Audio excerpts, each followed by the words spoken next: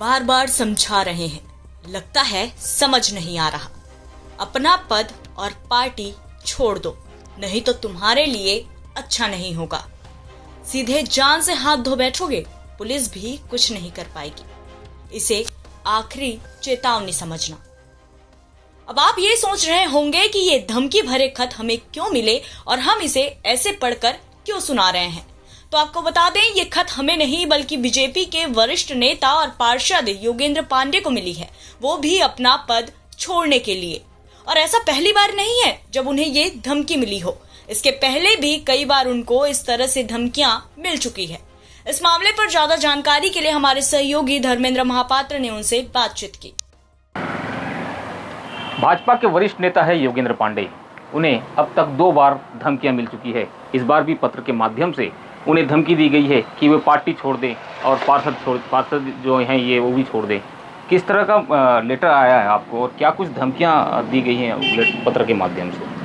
वो धमकी तो वही है जैसे पहले भी आया था कि आप पार्टी छोड़ दो, पद छोड़ दो, और आपको बहुत समझा दिया गया है और आप समझ नहीं रहे हो तो इसका अंजाम बुरा होगा और जान से हाथ धोना पड़ेगा। ये ढंग का जो है ना पत्र में लिख करके भेजा गया है। पहले भी पत्र आया था, मैंने पूरा सूचना पुलिस विभाग को दे दिया है, पूरे जनप्रतिनिधि लिख करके भी दे दिए कि नहीं इनको सुरक्षा दी जाए, लेकिन अभी तक कोई ऐसी जांच पड़ताल क्या हुआ मेरे को मालूम नहीं है। अब फिर आ गया, तो बार बार ऐसा होना तो ऐसा अपने को भी लगता है कि भाई क्या है।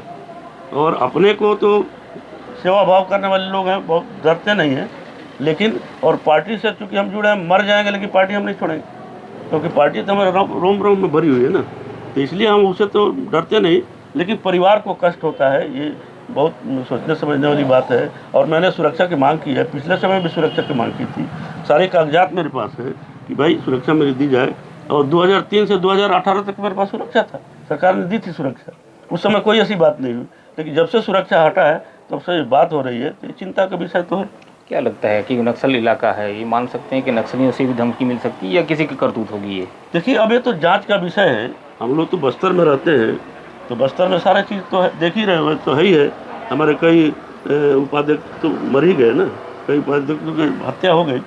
लेकिन अब ये मैं तो बोल ही नहीं सकता कि क्या है। अब पुलिस विभाग इसकी जांच पड़ताल करे और इसको देखेगी क्या है, लेकिन इसको जल्दी कुछ ना कुछ सॉर्ट आउट करे और मेरे को जल्दी से जल्दी सुरक्षा दे, क्योंकि मेरे को अंदेशा लग रहा है कि ये कहीं ना कहीं अब ये लिखा है कि ये अंतिम है, तो ये तो चिंता का विषय है ना। तो पुलिस विभाग और शासन का मेरे को मांग है कि मेरी जैसे पैसे सुरक्षा दी वैसे सुरक्षा दी जाए।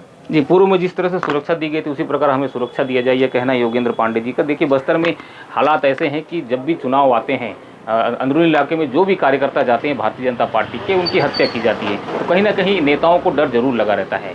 धर्मेंद्र महापात्र, छत्तीसगढ़ तक, जगदलपुर। इधर इस मामले को लेकर अतिरिक्त पुलिस अधीक्षक का क्या कहना है, सुनिए। पार्षद श्री योगेंद्र पांडे जी का एक आवेदन कल डिस्पैच के माध्यम से प्राप्त हुआ है, जिसमें उन्होंने धमकी दिए जाने का जिक्र किया है।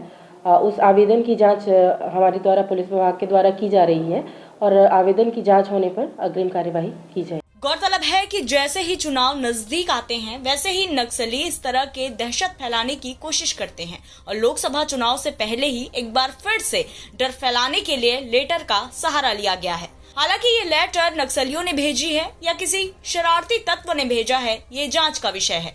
लेकिन पिछले साल हुए विधानसभा चुनाव में भी 7 भाजपा कार्यकर्ताओं की हत्या नक्सलियों ने कर दी थी। लिहाजा पत्र मिलने के बाद योगेंद्र पांडे और उनका पूरा परिवार दहशत में है। बस्तर से धर्मेंद्र महापात्र की रिपोर्ट, छत्तीसगढ़ तक।